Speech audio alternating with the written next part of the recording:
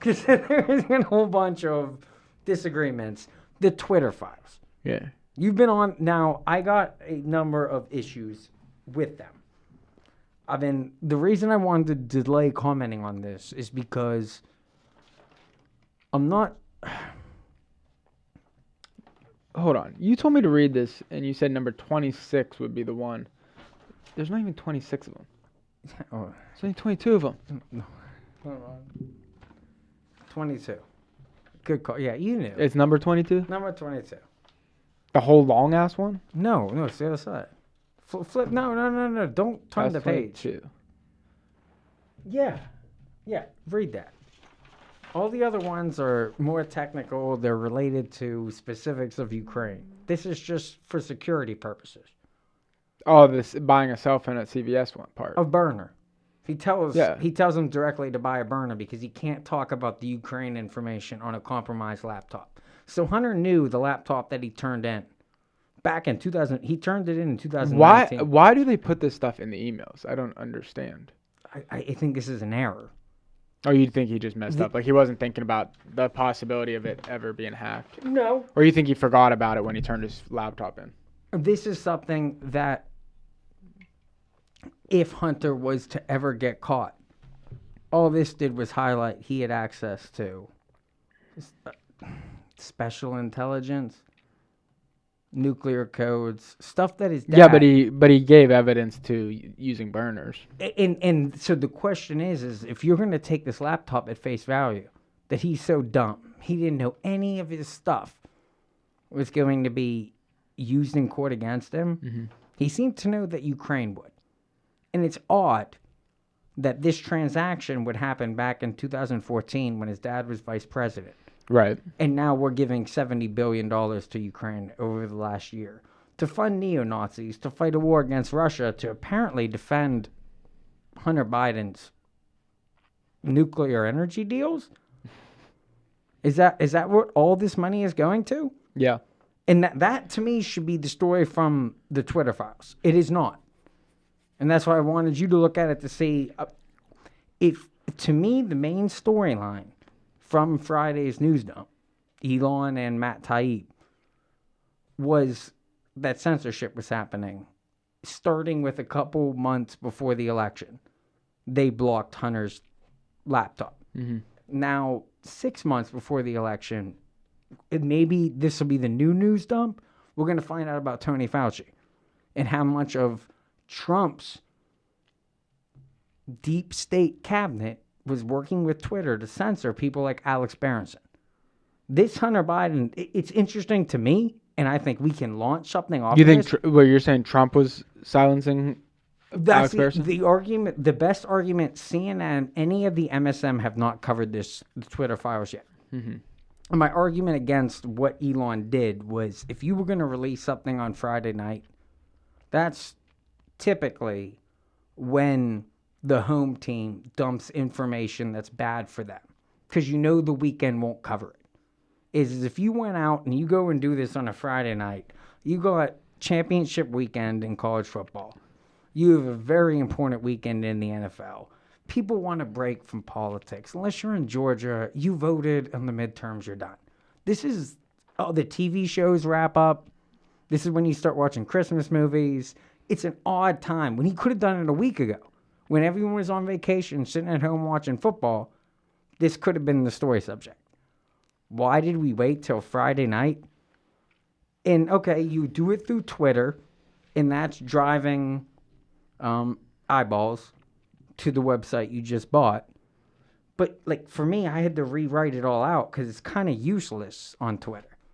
Is there like the people interacting with it are not Do you see what I'm saying? I don't understand what you're saying. The question is it's just because something is news on Twitter, is it news in reality? If CNN, MSDNC, they all decide they're just not covering it. Right. They're just ignoring it. And Fox is, to their credit, they're leading with it and they're putting a C block on it. If a tree falls in the woods and no one hears it, doesn't matter. Do any Democrats actually care about this story? I had a couple recordings from Breaking Points where they basically just said, "Yeah, we all knew it was true. We just don't care." They don't. I don't think they know about Burisma, but they know about the cocaine and the prostitutes and the affairs and all this salacious stuff that was highlighted immediately. They also don't believe someone's father should be persecuted because their kid's a drug addict. How can this be portrayed to them in a way that they would understand? They are not privy to this privilege. I don't believe you're ever going to get them to pay attention. So is this all kind of an exercise for naught? What could come out of this?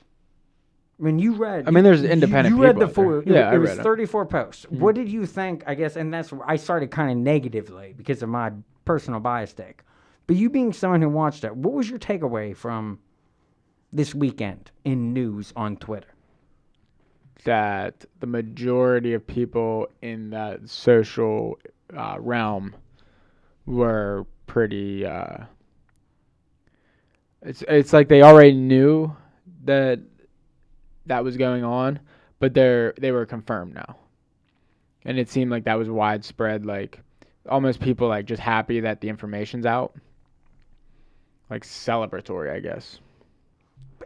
So what happens next? Just last night at the Kennedy Center, Hunter Biden was Joe Biden's +1 to give awards to Bono, George Clooney, and his wife. This is 4 days after the Twitter files were dropped, part 1. There's supposed to be multiple parts. Like, what does that look like to me? It just looks like they don't care. Like, because they have the power, which we all know that. They don't care, or do they think they're untouchable? I think they know they're untouchable. Is that a flex? I think it's a flex, yeah. Yeah, I would agree on that. Yeah. And to that extent, moving forward, when people are asking, is Joe Biden running again? Yes, obviously. I think he's definitely running. Why wouldn't he run? The DNC won't let him. They will kill him. They'll blackmail him. Their 25th Amendment. Is it possible that... But they won't let him run again. Is it possible that Elon is working on behalf of them to get him out? That's what I'm trying to figure out here. Because he did, I mean, you're saying dumped it on Friday, right? So that it doesn't get covered. He pretty much minimalized it. Weekend news team is as weak as it gets. Nobody records on the weekend. People try and enjoy their families. Normal people don't spend all weekend obsessing over the news. They don't spend it on Twitter on a Friday night. That's a weird thing. Yeah. Mind you, he just bought the company. He's trying to promote traffic. So you're picking a time where people are going to be out at the bar. They're going to be out discussing this kind of thing. Leak it now. It seemed like to me he did get a lot of traffic though. He did. But as far as traffic in the news mainstream media, but he might not be care. He might not care if he gets in the news. And that what I've heard from a couple of my closer sources is what we're watching now is the death of the mainstream news. Oh yeah. Is that this is the renaissance, the rebirth of crowdsourcing, social media. Like even though Alex says he trusts like the news and he wants to get his sources from there, he doesn't really. He knows it's all bullcrap. No, he knows he's insulated from the ideas he doesn't like. And he also doesn't do social media. In that way, he insulates himself. Mm-hmm. He makes it so he doesn't really get put with. Now, what people like him, and the question is we're doing this episode, two people on the same wavelength. Someone like Alec, his main objection is he's going to say Matt Taibbi's not a legitimate journalist. To give you the background, we'll do this on tomorrow's episode. Mm-hmm. To give you the background, he was a writer for the Rolling Stone in 2014 through 2016. Mm-hmm. Trump ran. He was put in charge of covering Trump's campaign in 2016 on behalf of the Rolling Stone. Started noticing inconsistencies between the way the media was covering him and what he was seeing as a live reporter on the ground, mm-hmm. and became kind of like a J.D. Vance Trumper, where he's still liberal. He's just like Jimmy Dore and Joe Rogan, where they'd be labeled alt-right by CNN. Right, but they're really... They still call themselves liberals. Mm-hmm. And that's when Elon had him do this. His goal was, no, CNN does not consider him a legitimate journalist. But Russell Brand, Jimmy Dore, Joe Rogan, and Tucker Carlson all have this guy in when he has a good scoop. Mm-hmm. Once a month, once every couple weeks, he has a really good scoop. He's a little long-winded for my appeal, but to call him a fake news, no, he's just as legitimate news as Jake Tapper. But didn't he give the second one to Barry Weiss? Yes, who was the New York Times. So we got And the what's going on Rolling with that right Stone now? and the New York Times, where they've both been right now liberal Because that was news. supposed to come out Saturday.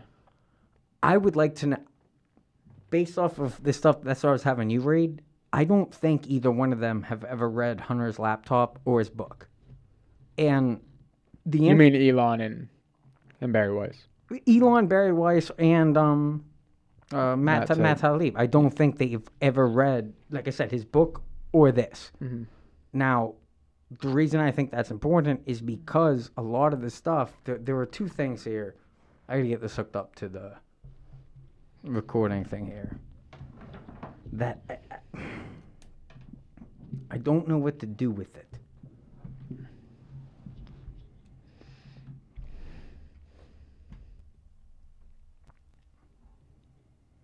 So,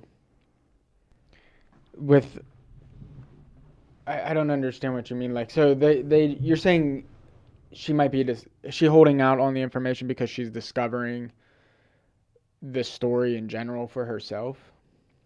Who? Like Barry Weiss. No, like when you brought I up don't that know. they never read the story, what's that significant to? The way that the Hunter Biden laptop was dispersed was there's a website that you can do Biden laptop, and it'll pop up, and you can code search words into basically Hunter's history of email and find out where they go.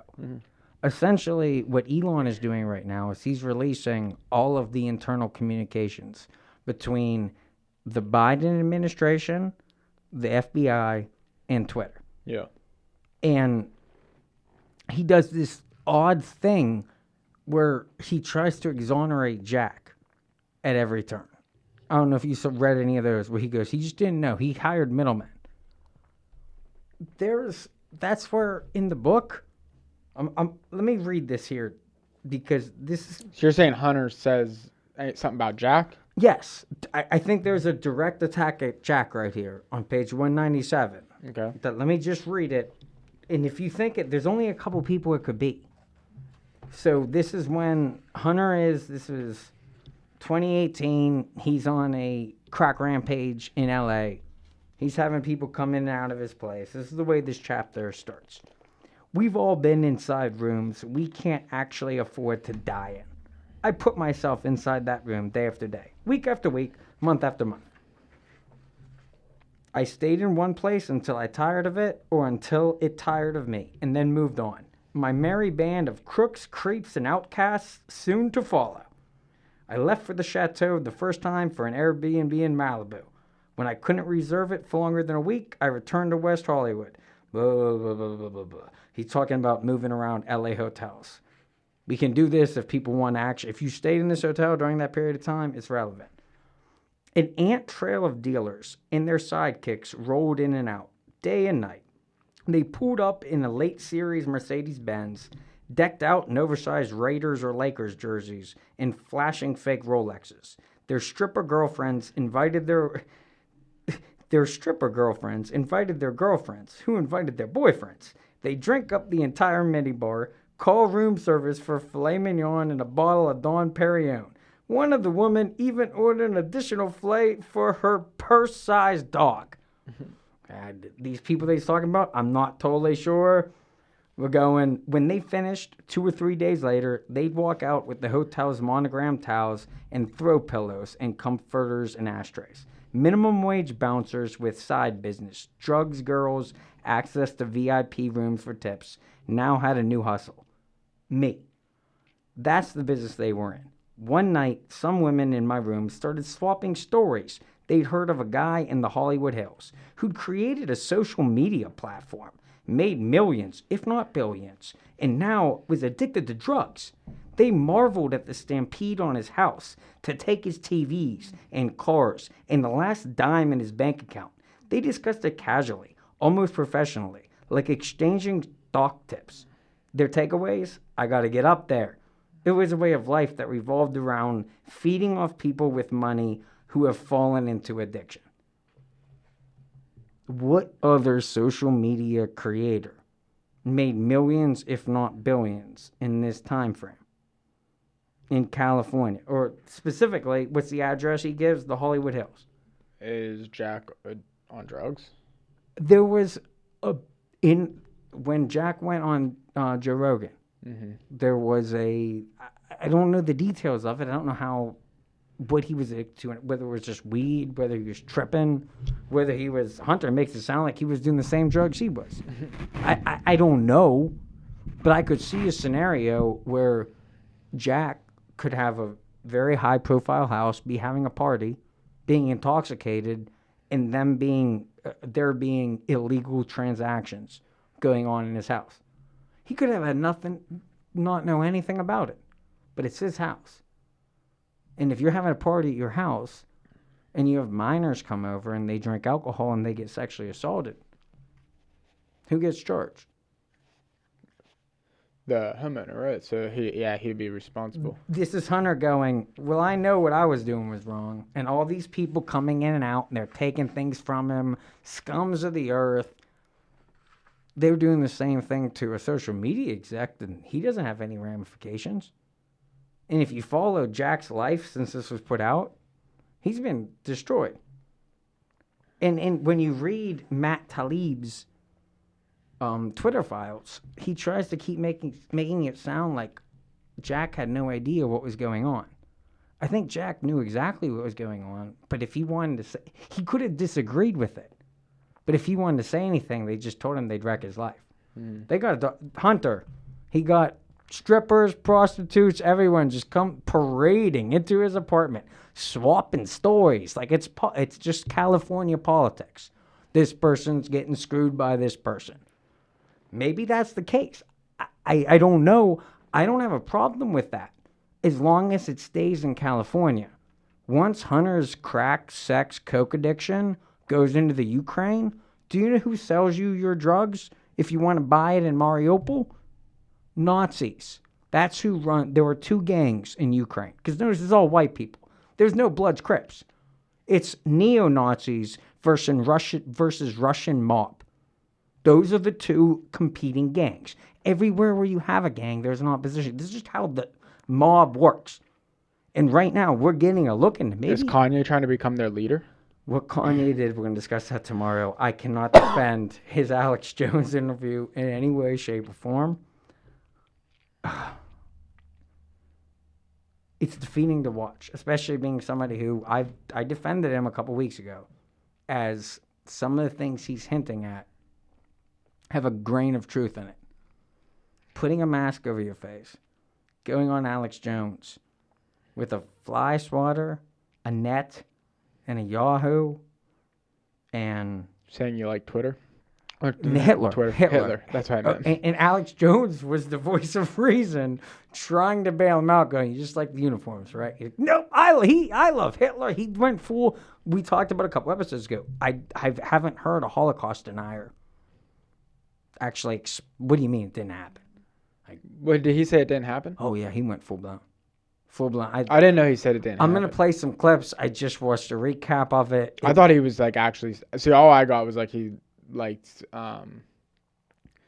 It seems like he wants to say Hitler did some good things, like in his life. Like there was some positives that came out of him being alive, but he doesn't realize that everyone just hears that you like Hitler, which means you like that he killed a bunch of people. And I can't remember the name. I can't remember the name of the song, but he did a song where he wore a Confederate flag, and his argument was trying to make that we're still slaves, white or black. The way that the government and the people have coexisted over the last couple hundred years has resulted in basically people trading in their freedom for shackles. And that, so you think you're free, but are you? And he kind of played off that, but he took it to a point where he kind of denied. He went where me and you've had this debate multiple times, that black people enslaved black people in Africa. You had a British boat come down, you'd have a local king sell prisoners of war to British ships, and they'd be taken to a place they didn't know. They were robbed of their history, they were robbed of their religion, they were robbed of their origins. But you can make an argument that it wasn't just white people coming in with a gun and saying you're over. Mm-hmm. There's a more complicated aspect to that. When you go back to Aristotle and his view of there's a difference between being a slave of your body and a slave of your mind. You're addicted to cigarettes. You're addicted to alcohol, coffee, coke, sex, whatever. If you're addicted, in order for you to be happy, you are reliant on something outside of yourself. You're a slave to that. Yeah. You're a slave to, if you don't have access to that, your behavior is going to change, regardless of any other area in your life. And that's where I would have argued for Kanye, is he was trying to get people to see a Aristotelian philosophy that has kind of been forgotten since we don't really teach it anymore. I would argue the same thing you could argue, like, with us having to demand papers to show your medical records to go into buildings. That, to me, was very Nazi. That Kanye didn't exactly go in that direction. He went full Holocaust denial, and I don't get it. I don't quite understand why. There's a couple people making arguments that when you look at the grifters taking advantage of him, they're taking advantage of a mental breakdown. I don't put Candace Owens in the same bucket as I do Milo or Nick Fuentes. I still don't know much about. I don't have time to take way too much I'm looking into than trying to figure out Nick Fuentes. But he was the one with Kanye when he did that interview on Alex Jones, where he wore. You can almost tell Kanye knew psychologically that I don't want my face on this. Yeah. He covered it, and you can't understand what he's saying. Like I don't know who's in his corner. It's a sad thing. Yeah, I wonder what's going on with him, like, for real.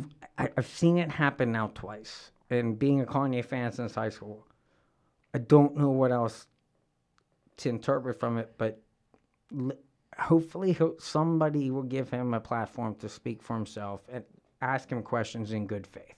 That's happened, though. Didn't Lex Friedman? He tried to. And that's where it's like, that's where when we saw that was the first signs of the moment he said, I don't believe in history. Well, that's how they sold slavery. How do you think it would go, him on Rogan, if Rogan had him on? I don't think Rogan's going to do it. He can't do it right now. He can't do it. Kanye needs to put out a redeemable soundtrack. He needs to perform art that people go, you know what? That's genius. I may not. I want to understand what he's trying to say. I don't get that's it now, what but Ari, I want to you know, hear it. that's what Ari Shaffir, kind of, not exactly what Ari Shaffir is saying, but you heard how he said it? I watched his stand-up. I kind of thought it was a if direct... Kanye would have just rapped it, No, we would all be dancing to it. This is his Kanye. His Jewish, his whole special was just because he's Jewish, he could joke about it. And it's like he kind of pre-butted a bunch of this, and it's like, and Kanye at one point in the Lex interview kind of goes along the routes of, well, I'm a black person, I can say the N-word. If you're a Jewish person, you can say the J-word. I'm proposing we both can say both of our words. A Jew and an N-word are the same thing. I'm a Jew. And that it gets derailed at that point because, like I said, Kanye's like kind of he's freestyling. He's freestyling philosophy, and that is dangerous to clip. It's the kind of thing that I'm just trying to let him work out his ideas over time. What he has came to now, I don't understand. I don't. It was the dumbest thing I've ever seen. And it's like I don't know.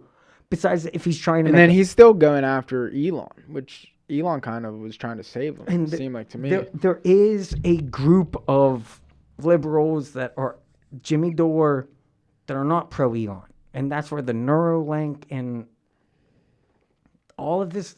I don't like. To me, it's just judging on the way Elon introduced the Twitter files.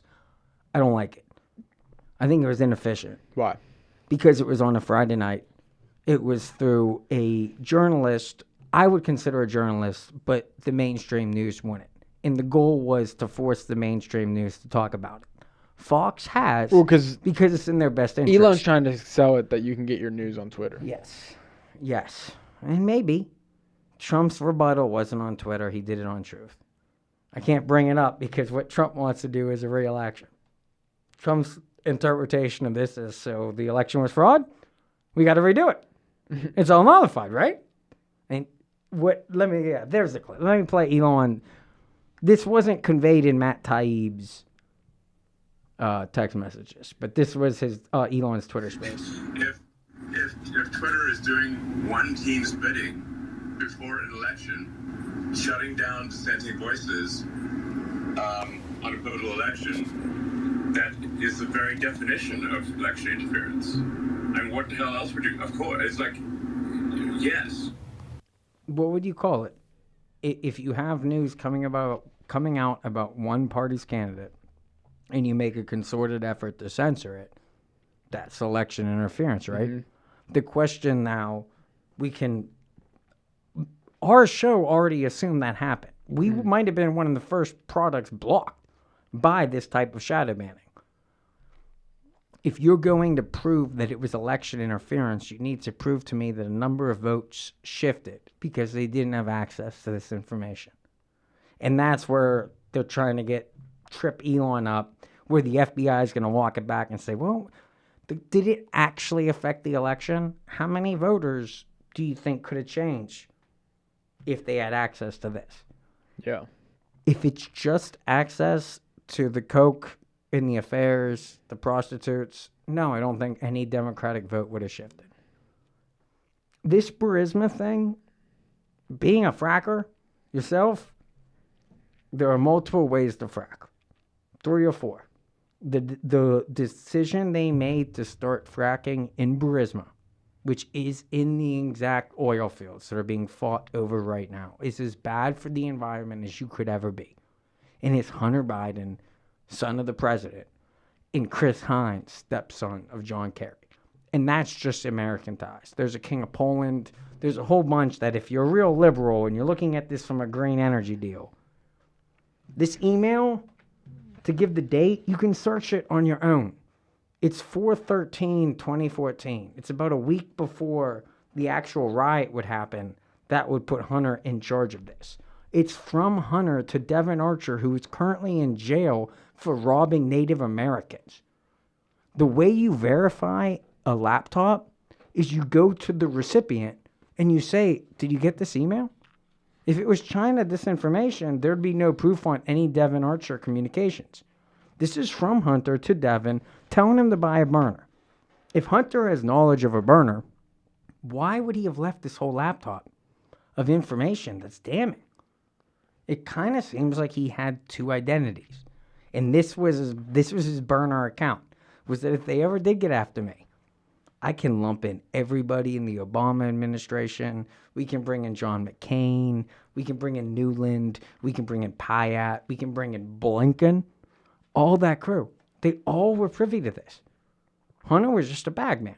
And for him to take the fall, I'm Team Hunter. He shouldn't be the sole person to blame here. There's a whole lot of other people to look at. Matt Taibbi's research didn't get into this at all. He did verify that we would have been one of the original accounts. Yeah, but I don't think his No. reporting was on this specific It wasn't. It wasn't. And he was reporting on how the story was suppressed. And it's somebody else's job to report the story, which you're doing. Well, that's what my question with Elon is. I need access to the same information that Matt Taibbi has. When during his different posts, he says Biden officials. Well, there were 2 types of Biden officials. There was DNC Biden, and there's Biden crime family, Hunter, Jim, Jill. It appears that the people contacting Twitter were DNC officials. They work for from Obama to Hillary, whoever is the Democrat in charge. They're the best ranking staffers. They switch positions on the Hill like bugs. Like they're odd little spooks. Either way, if they're the ones, I need their names because I can find them on Hunter's laptop. They had to have a layer of Hunter would talk to Eric Schwerin. Eric Schwerin would talk to somebody associated with Joe. Mm-hmm. And that's how they communicated. Joe and Hunter said they never had a conversation. They didn't. If I can have a subpoena and ask Eric Schwerin, when Hunter sent you this email, did you relay it to Joe's guys? We can actually work our way through it. My concern is that this is going so slow. If this interrogation became real, the DNC would pull Joe. And Joe would claim, I have dementia. I don't remember any of this. Hunter's going to say, you saw how fucked up I was on crack? I videotaped it. You think I knew? I don't remember what I texted. This, to me, is a very clear email. This is, I could show you ones from Hunter that it's him. He got commas and all capital letters all over the place. This is a very prescient email. The end of it is get a burner. Hunter understands the reason for that. Why didn't he get a burner for any information on the laptop? Not only didn't he get a burner, he donated it. He went in and gave it to a repairman, an Irishman, who's blind.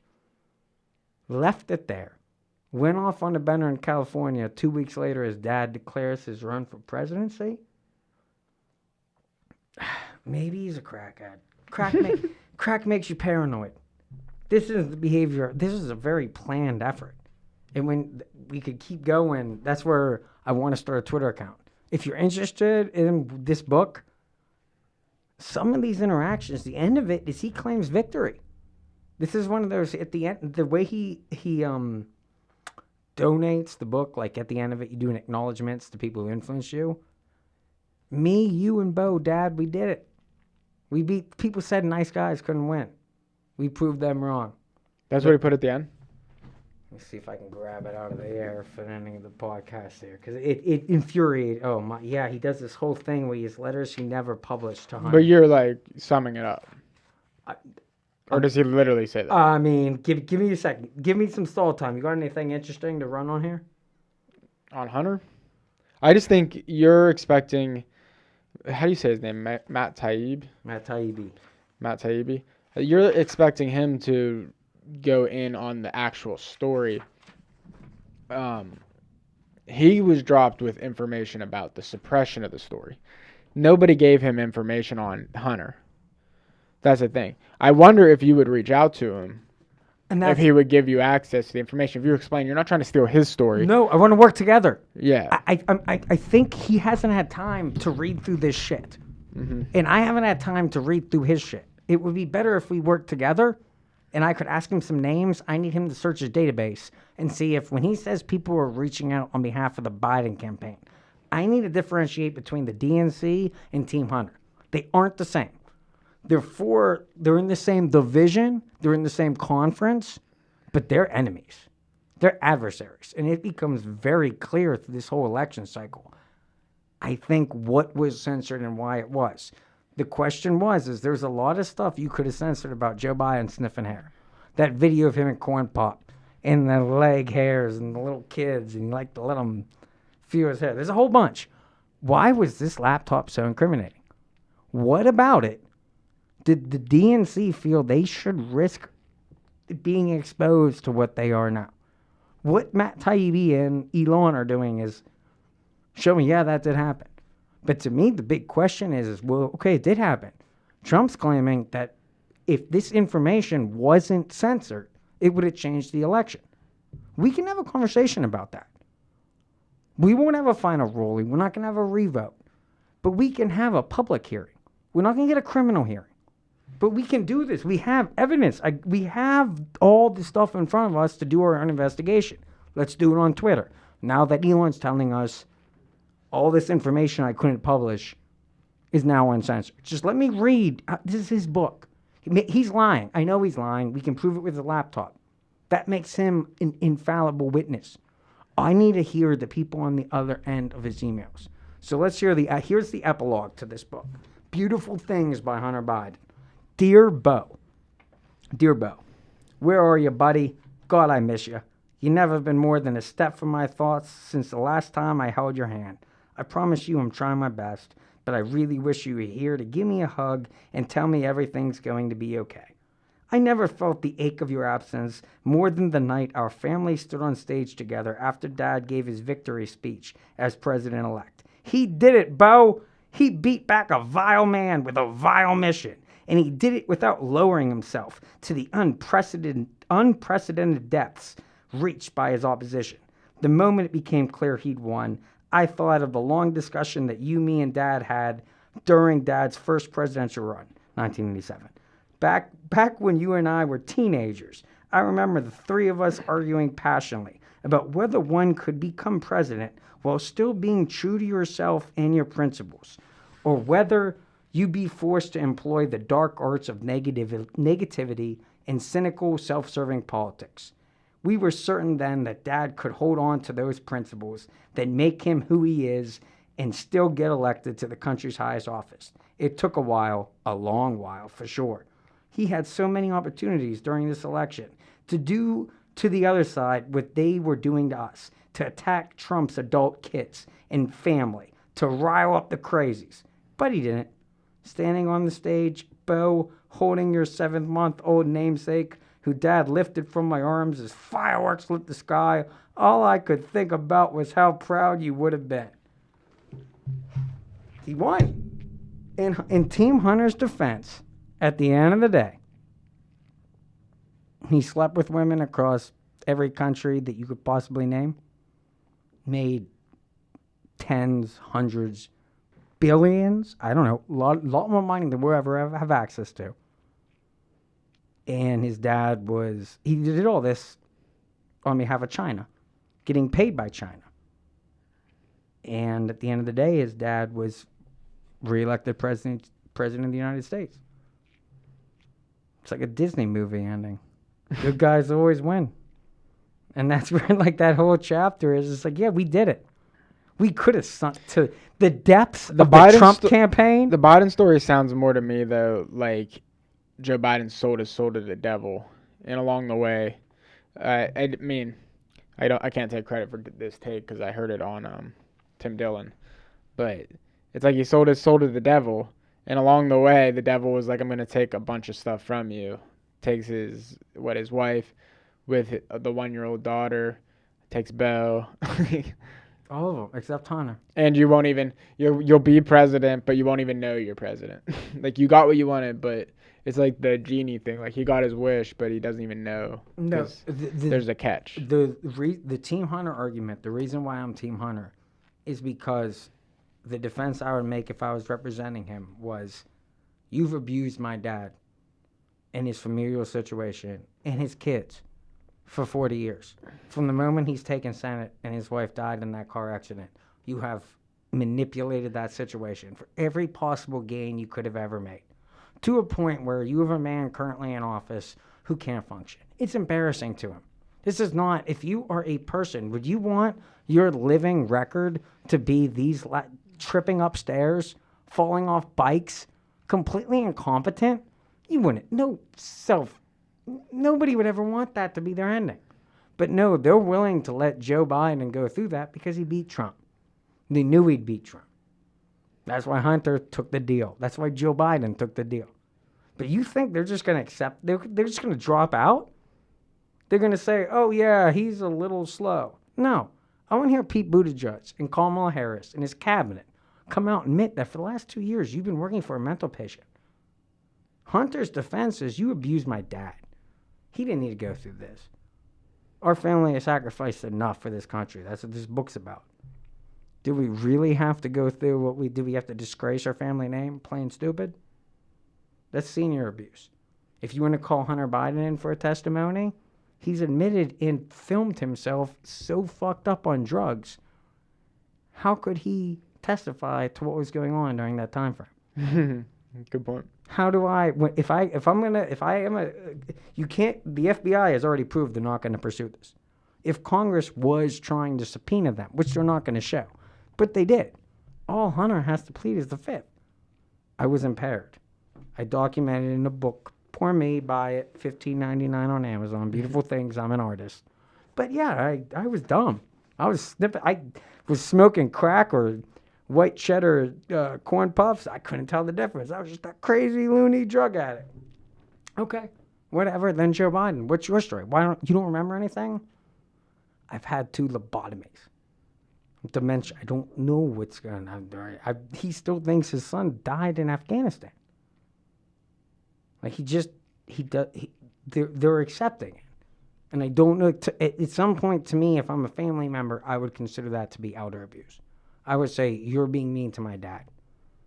You're at the expense of his reputation. You're making him look bad.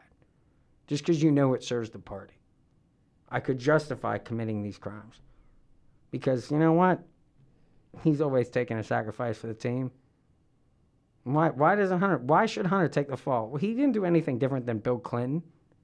Okay, he had a couple affairs, blew a little coke, whatever. He didn't nail. Nobody knows the real details. Anybody who had dealt with him disappears. Why is Hunter going to take the fall when no one else? Why Epstein didn't take a fall? Kevin Spacey. None of these people take falls. Who's this? Weingarten? What's that idiot? Kevin, the movie producer. Weinstein. Yeah, none of these people ever actually have to serve any time or are ever held accountable. Why should Hunter be the one? If Hunter wanted to sing, I'd give him immunity. If he is Epstein's list, okay. I'll let Hunter talk and give him freedom. He can go to China. So you're Team Hunter? I've always been Team Hunter.